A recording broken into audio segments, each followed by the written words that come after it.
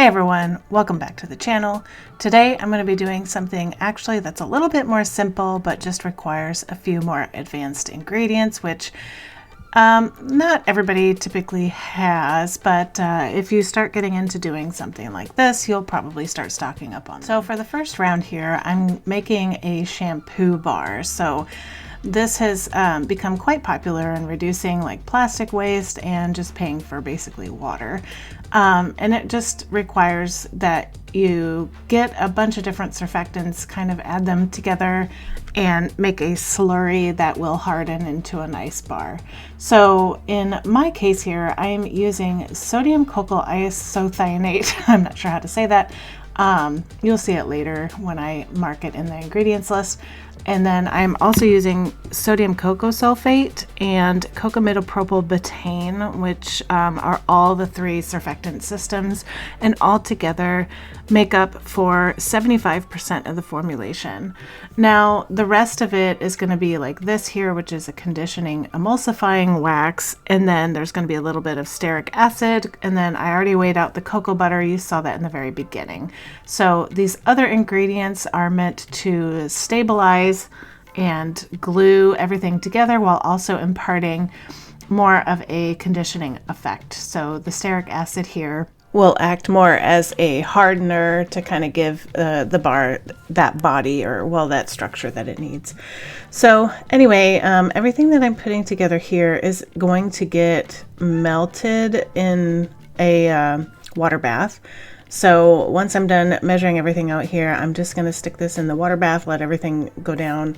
And I did add in a little bit of extra cocoa butter for good measure, just because since there's a lot of surfactants in here, it's going to be quite drying on the hair. So it's good to have some of those extras in there. So this is actually a vitamin B extract, which is one of those things that's notorious for being good for hair. You'll find it in like Pantene and all that stuff. Honestly, I don't know what the chemistry is behind that. I should have done a little bit more research about that. But anyway, this is just something that's in standard commercial stuff. This is a Daikon seed. It's also supposed to be a protein that is going to help with your hair structure.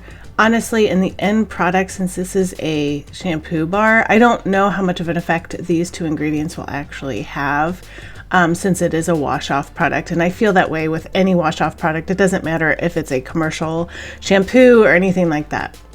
So this is the last surfactant that I'm adding, and this is the sodium cocoa isoethionate, which does not melt very well. So I just added it to my melted slurry, and then I'm going to add my vitamin B and my Daikon into it here. And this slurry is going to end up going into that mold you see in the upper corner. I had some residual mica in that mold, so that's why it looks kind of dirty. It's just like a copper mica.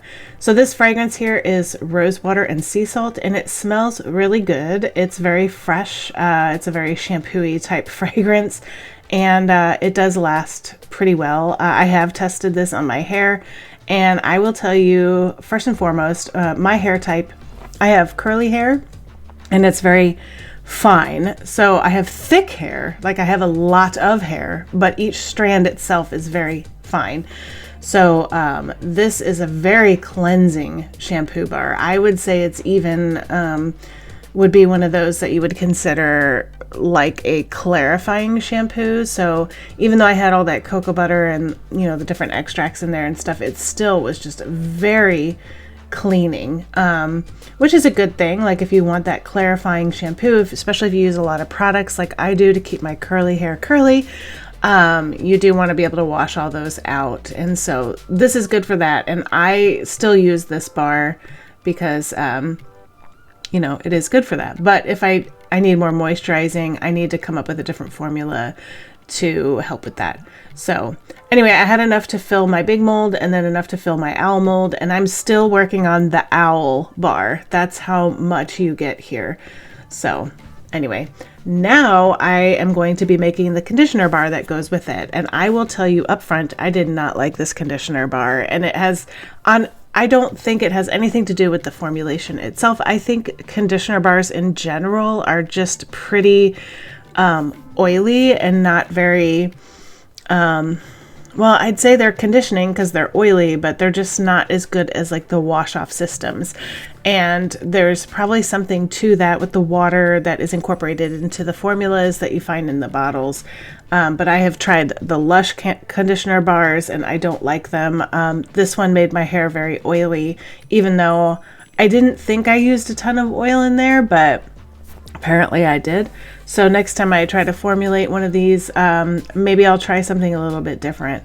But I will list the recipe that I used in the description box below, because as of voiceovering this, I actually made this back at the end of 2024. So it's been a very long time and I don't really remember everything I put in there. I do have my notes there and, you know, I just whatever. So I do have them. I will put it in the description below for you.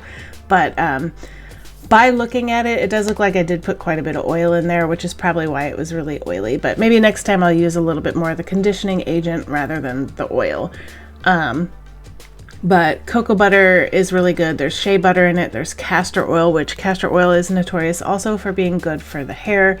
And so I decided to put it into the conditioner bar, which, you know, a lot of people, they put it in their actual bar soaps for cleansing, you know, just like the lye soaps that I typically do on this channel. And I am putting the jojoba oil in there. I do like this in lotions. I think it's great in lotion. It's probably still great in conditioner. I just have to figure out the right recipe for it. In fact, one of my favorite recipes that I've made for lotion had the jojoba oil in it.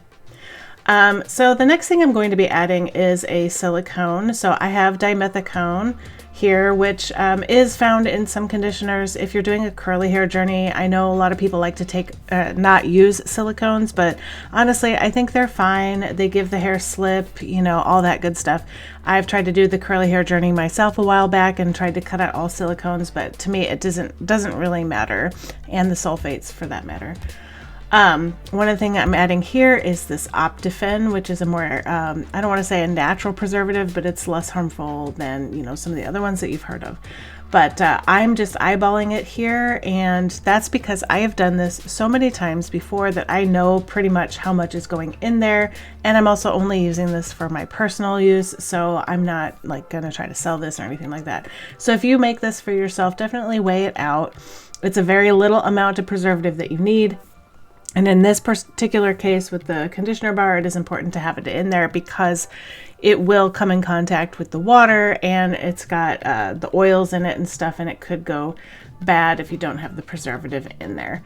There was more, even though I weighed out the same amount for this that I did for this shampoo bar, there was more in here to fill a little bit extra in my other mold, probably just due to the volume of the oils and stuff that I put in there. Again, I'm probably going to try to use less oils next time and more of the conditioning, emulsifying wax, and like some other stuff to try. I also tried taking bits of this and melting it in hot water before using it in the shower, and it still wasn't right. So one thing I have been using it for is a lotion bar, which I do really like it for that. It's not as greasy as a typical lotion bar, and it holds its shape pretty well, probably because of the waxes in there and the butters and whatnot. But yeah, I do like using it as a lotion bar, so it's not going to go to waste at all. But it's going to take me forever to get through this lotion bar, and if I do a lot of experimentation, I might have a lot of lotion bars, but that's okay. Alright, so that's everything, and again on the screen here I've got the shampoo bar recipe and the conditioner bar recipe, and like I said earlier, I'll have them in the description below so you don't have to pause it or anything like that. But yeah, so I did want to apologize for taking forever to put this out. Again, I made this last year and here we are almost in April and I'm just now putting it up.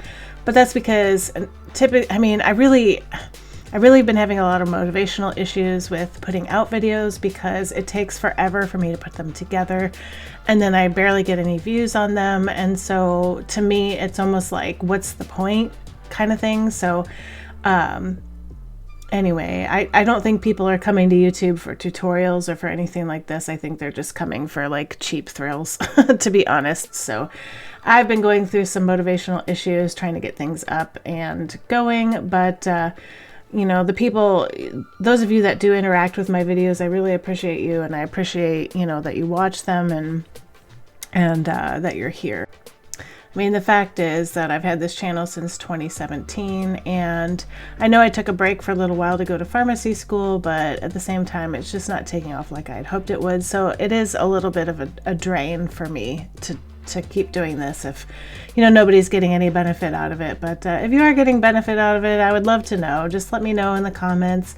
And that's it for now. I will hopefully see you in the next one, which I do have a video of embeds that I would like to put together and just slap up here. But anyway, I'll see you in the next one. Bye.